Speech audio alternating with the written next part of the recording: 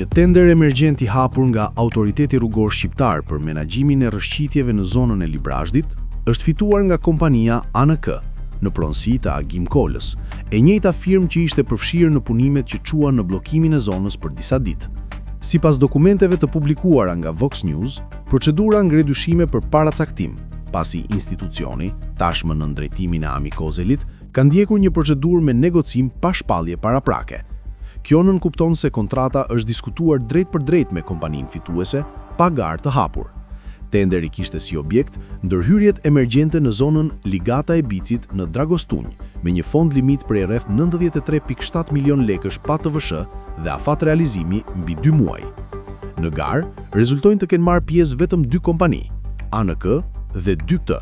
Kjo e fundit me një ofertë shumë pranë fondit limit, çka ka shtuar dyshimet për një konkurrencë formale.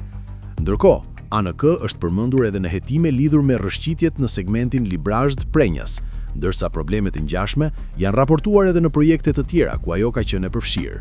Më herët, kjo kompani kishte fituar një tjetër kontratë të madhe për ndërtimin e një segmenti rrugor me vlerë mbi 2.5 miliard lek.